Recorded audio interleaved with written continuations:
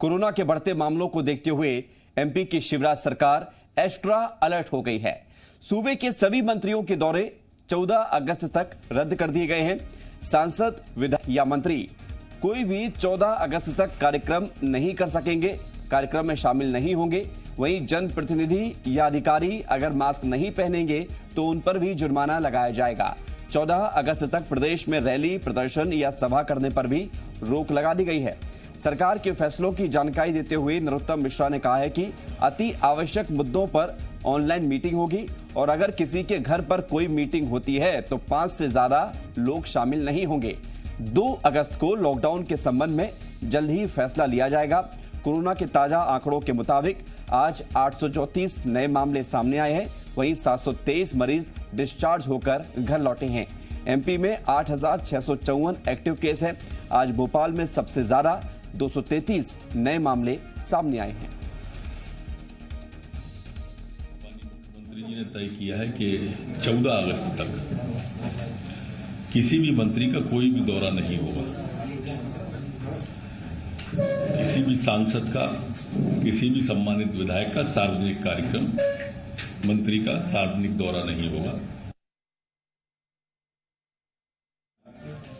यह अनिवार्य है, जो लगाकर ही रखना होगा। वो माननीय मंत्री हो, विधायक हो, वो सांसद हो, अथवा उन पर भी जुर्माना होगा। अत्यावश्यक बैठक करना है, मीटिंग नहीं तो वर्चुअल होगी, घर से बैठकर कर सकते हैं। घर पर भी 5 लोगों से ज्यादा से एक साथ नहीं मिलना। मंत्री नरोत्तम मिश्रा के मास्क को लेकर खूब सियासत हुई। कांग्रेस ने नरोत्तम मिश्रा को मास्क पहनाने वाले को 11,000 रुपए इनाम देने की घोषणा की थी। इसके बाद आज नरोत्तम मिश्रा मास्क पहनकर मंत्रालय में पहुंचे। नरोत्तम मिश्रा ने जी मध्य प्रदेश छत्तीसगढ़ से बातचीत में कहा कि गमछा हमेशा रखता हूं, लेकिन कांग्रेस को मास्क पर राजनीति करनी है। अपनी अच्छी सेहत को लेकर भी नरोत्तम मिश्रा ने राज खोले। सुनिए क्या कुछ कहा मंत्री नरोत्तम मिश्रा ने। मध्य प्रदेश में 2 दिनों से कांग्रेस के निशाने पर हैं डॉक्टर नरोत्तम मिश्रा, मध्य प्रदेश के गृह मंत्री। इनाम की घोषणा भी की गई है। बहुत सारे सवाल नरोत्तम मिश्रा साहब से किए गए। नरोत्तम जी, कांग्रेस कहती है कि आप हमेशा कभी मास्क लगाए नजर नहीं आते हैं। 11,000 रुपए का इनाम दिया जाएगा जो मास्क पहनाएगा आपको। देखिए, मैं लगाए हुए हूँ, वो देख लें ध्यान से। मैं वैसे बिना तौलिया के तो कभी रहा भी नहीं हूँ, पर हम तो सबका सम्मान करते हैं, उनका भी सम्मान करते हैं। 11,000 वो गरीबों में बांट दे। मैं खाता जाता हूँ तो घूमता जाता हूँ। आयुर्वेद की तरफ आपका बहुत विश्वास है, आपका तो बहुत ज्यादा विश्वास है। तो आयुर्वेद में आप क्या लेते हैं? क्योंकि जब कभी आप ऐसी तस्वीरें आज दिखाई गई और ये कहा गया कि पता नहीं इम्यूनिटी के लिए क्या करते हैं नरोत्तम जी। नहीं, मूल रूप से देखो, इम्यूनिटी बढ़ाने के लिए गिलोय हमारे यहाँ पर, जिसको अमृता भी कहते हैं, उसको ले लेना चाहिए। कभी कभी मैं लेता हूँ। कांग्रेस की इस तरकीब को क्या कहेंगे आप? तो नहीं, तरकीब का है कि मेरे शुभचिंतक हैं वो भी, तो ठीक है। मास्क और तौलिए में कोई भेद नहीं है। कांग्रेस को ये भेद नजर आया था। वो हमेशा सुरक्षित रहते हैं, अपनी इम्यूनिटी के तरफ सतर्क रहते हैं। कैमरामैन लवनीत सैनी के साथ संदीप भमरकर, जी मीडिया, भोपाल। मध्य प्रदेश में अब कोरोना के बाद मास्क को लेकर भी सियासत जारी है। कांग्रेस ने जहां बिकाऊ नहीं टिकाऊ चाहिए लिखे हुए मास्क के साथ अपने मास्क कैंपेन की शुरुआत की है, तो वहीं कांग्रेस नेता पीसी शर्मा ने बीजेपी पर बड़ा आरोप लगाते हुए प्रदेश में कोरोना फैलने के लिए बीजेपी नेताओं को जिम्मेदार ठहराया है। उन्होंने कहा कि बीजेपी नेताओं ने कोरोना गाइडलाइन का उल्लंघन किया, इसलिए बीजेपी के सभी बड़े नेता संक्रमित हुए और प्रदेश भर में संक्रमण फैला। जबकि कांग्रेस अपने नेताओं और कार्यकर्ताओं के साथ वर्चुअल बैठक कर रही है। वहीं गृह मंत्री नरोत्तम मिश्रा ने कहा कि वो हमेशा 3 लेयर तौलिए के साथ ही मीडिया से मिलते हैं। देखिए, वो कितना प्रभावी है और कितना नहीं है, ये तो आज से शुरू होने के बाद हम आपको ठीक से बता पाएंगे। न्यायालय अगर किसी चीज को रोकेगा तो हम उसका अक्षर से पालन करेंगे, पर हमारी मान्यता ये है कि इस दौर में इस प्रकार से रोके ना जाए, क्योंकि आज हम चाहते हैं कि किल कोरोना हमारा अभियान है, उसके तहत हम भोपाल में कोरोना को किल कर दें। तो सरकार गिराई कमलनाथ जी की, वो एक टर्निंग पॉइंट था। वहाँ से कोरोना मध्य प्रदेश में फैला। और ये सरकार संभाल नहीं पाई क्योंकि अकेले मुख्यमंत्री जी थे, उसके बाद 5 मंत्री आए। स्वास्थ्य मंत्री मध्य प्रदेश में 2 महीने तक नहीं था लगातार। जो सोशल डिस्टेंसिंग 2 गज की दूरी बहुत ज़रूरी, इसका पालन नहीं किया, इससे आज पूरा मध्य प्रदेश परेशान हो गया। और ये कुल मिलाकर कोरोना जो फैला है ये भारतीय जनता पार्टी इसके लिए जिम्मेदार है। एमपी में 31 अगस्त तक सरकारी और प्राइवेट स्कूल नहीं खुलेंगे। इससे पहले सभी स्कूलों को 30 जुलाई तक बंद रखने के आदेश थे, लेकिन आज सीएम शिवराज ने चिरायू अस्पताल से ही स्कूल शिक्षा विभाग की समीक्षा की और इस बैठक के बाद स्कूल शिक्षा विभाग ने 31 अगस्त तक सरकारी और प्राइवेट स्कूलों को बंद रखने का आदेश जारी कर दिया है। आपको बता दें कि एमपी में कोरोना के मामले लगातार बढ़ रहे हैं और ऐसे में सरकार बच्चों की सेहत से कोई खिलवाड़ करना नहीं चाहती है।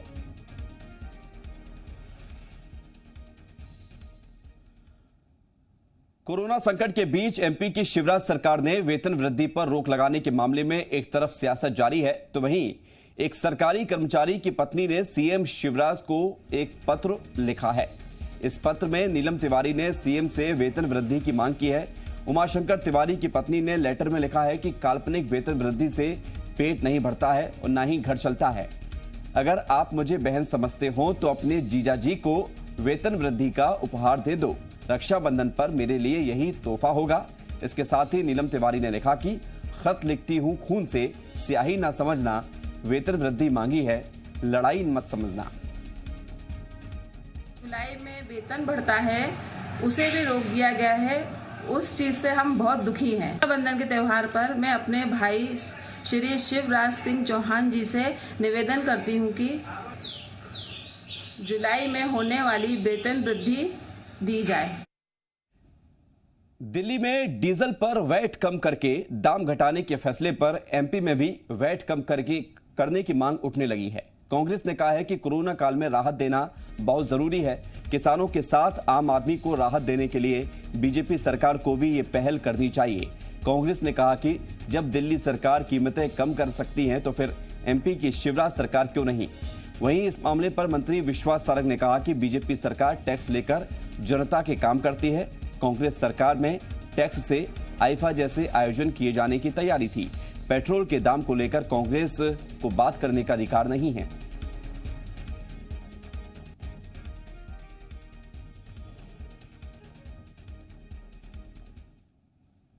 सबसे ज़्यादा महंगा अगर डीजल और पेट्रोल है तो वो भारतीय जनता पार्टी शासित राज्य हैं, जिससे मध्य प्रदेश में है।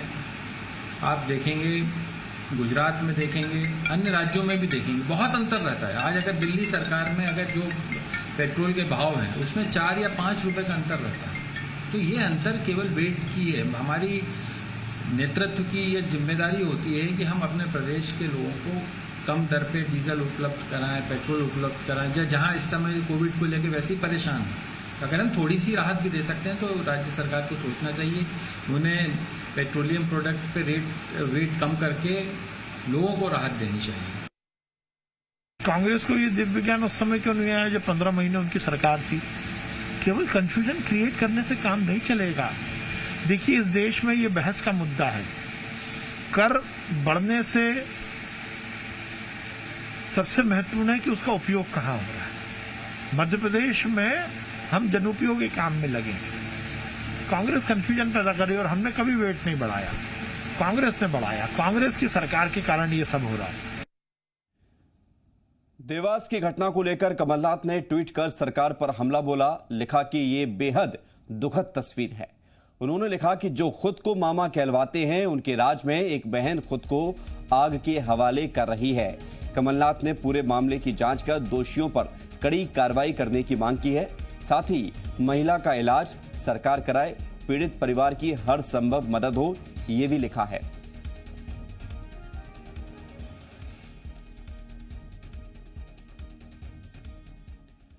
देवास में महिला के आत्मदाह की कोशिश मामले में कलेक्टर का बयान आया है। कलेक्टर के मुताबिक सरकारी जमीन से रास्ता निकालने का मामला राजस्व न्यायालय में चल रहा था। कोर्ट ने दोनों पक्षों को बुलाकर राजीनामा बनवाया था और उसी के बाद सतगांव में प्रशासन की टीम पहुंची थी। बावजूद इसके ये घटना हो गई।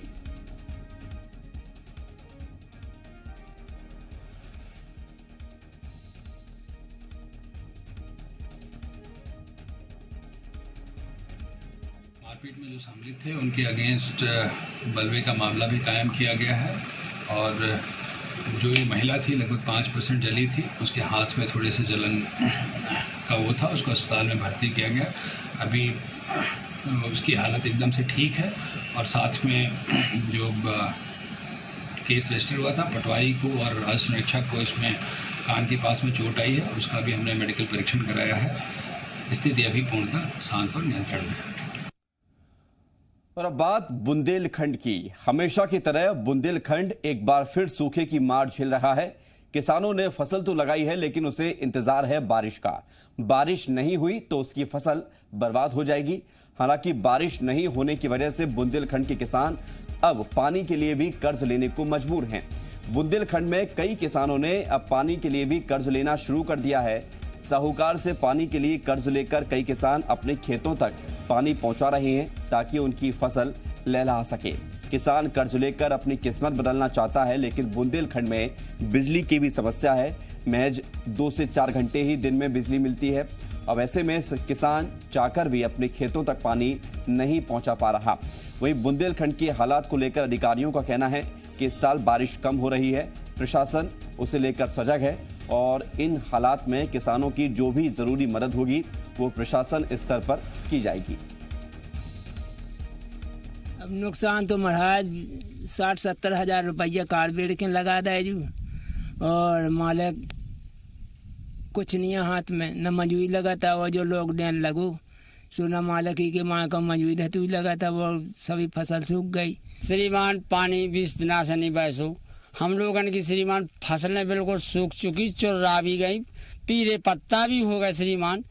और सरकार आप देख सकत ना मजदूरी लगे और ना कछु कम का करिए हमारे बाल बच्चे किल पर और हम और का करिए 50-50 60-60 एक लाख की लागत लगाए बैठे श्रीमान। हम कौन उपाय करिए, लॉकडाउन के मारे हम कहीं ना बना मजदूरी ले जाइए और ना श्रीमान हम बहुत मौत हो रही। फसल की तो साहब बिल्कुल हालत ख़राब है। जो कह जा से पानी ले आओ साहब में और अब हो चाहे ना हो कह जा तो मुँह साहब देने ही देने हैं उनको। जैसा जो ठहर के वही थी आपकी पानी की 300 हिस्सा देने यहाँ साहब उनको जो आपकी फसल हुई है। हाँ साहब हाँ पानी नहीं गिर रहा बिल्कुल नहीं साहब पानी गिर रहा। जो चल रहा साहब लॉकडाउन तो ना तो कम मजदूरी कर पा रहे और ना ही फसली में कछु साहब कम से कम 50,000 तो अब लगा चुकू हूँ साहब। कर्जा उठा छतरपुर जिले का औसत जो 228 मिलीमीटर है और ये लगभग 9 इंच पड़ता है। और यदि पिछले वर्ष के इसी अवधि की हम वर्षा से तुलना करें तो पिछले वर्ष 350 मिलीमीटर या 12 इंच करीब बारिश हुई थी। तो पिछले वर्ष की तुलना में तो बरसात कम हुई है। तो इंतजार करते हैं कि अभी बरसात हो जाएगी। मौसम विभाग भी लगातार कह रहा है कि बरसात अच्छी होनी चाहिए और भारी वर्षा की चेतावनी भी है। तो हम उम्मीद करते हैं कि बरसात हो जाए और हमें कुछ या किसान भाइयों को किसी भी प्रकार से फसलों की प्रतिकूलता का सामना न करना पड़े। अभी बारिश कम हुई है लेकिन उम्मीद है कि पानी गिरेगा। अभी ऐसी कहीं पर स्थिति नहीं है कि दोबारा बोनी करने की नौबत आई हो। तो ये निश्चित सही है कि बारिश कम हुई है इस बार। हम लोग अभी प्रतीक्षा कर रहे हैं। बारिश होने पर मेरा ख्याल है स्थितियाँ सुधरेंगी। ये आप बिल्कुल सही कह रहे हैं, कम वर्षा हो रही है। ये जैसी भी स्थिति बनती है उसके लिए पूरा प्रशासन तैयार है। जो भी आवश्यकता होगी मदद की जाएगी। वहीं इस मामले पर मंत्री नरोत्तम मिश्रा का कहना है कि बुंदेलखंड में 3 साल में एक बार बारिश होती है अच्छी। हमें भगवान पर भरोसा है। उन्होंने कहा कि 1-2 मामलों को मुद्दा नहीं बनाना चाहिए। मुझे लगता है कि बारिश हो जाएगी। अभी उतावलापन या एक आध विषय को लेकर उदाहरण न बनाए। अभी सावन के भी कुछ दिन बचे हैं, पूरा भादो बचा है अपने यहाँ और आधे क्वार तक बारिश होती है। मघा नक्षत्र भी नहीं आया है तो और बुंदेलखंड में वैसे भी 3 साल में एक बार ही ठीक बारिश होती है। तो इसलिए मैं मानता हूं हमें परमात्मा पर पूरा भरोसा है कि बारिश करेंगे। बुंदेलखंड में किसानों की हालत पर कांग्रेस ने बीजेपी सरकार को घेरा है। कांग्रेस के वरिष्ठ नेता मानक अग्रवाल ने कहा है कि बुंदेलखंड की स्थिति बहुत ही खराब है। यूपीए सरकार ने मध्य प्रदेश और यूपी के बुंदेलखंड के लिए आर्थिक पैकेज का ऐलान किया था और पैकेज को दिया भी था, लेकिन 15 साल शिवराज सरकार ने बुंदेलखंड के लिए कुछ नहीं किया। वहां का किसान कर्ज लेकर पानी खरीदने को मजबूर है। हम शिवराज सरकार से बुंदेलखंड के किसानों के लिए पैकेज की मांग करते हैं। कांग्रेस पार्टी ने बुंदेलखंड पैकेज दिया था, उसमें उत्तर प्रदेश, मध्य प्रदेश सब शामिल था, लेकिन मध्य प्रदेश की सरकार ने वहाँ कुछ नहीं किया। आज स्थिति वहाँ पर बहुत भयंकर हो गई है। भूखों मरने की कगार पर किसान आ गया है और साहूकार उसको लूट रहे हैं, और इसके बाद भी सरकार नहीं जा चाहिए। सरकार को बुंदेलखंड के ऊपर विशेष ध्यान देना चाहिए और वहाँ के लिए पैकेज देकर वहाँ के लोगों की समस्याओं का निदान करना चाहिए।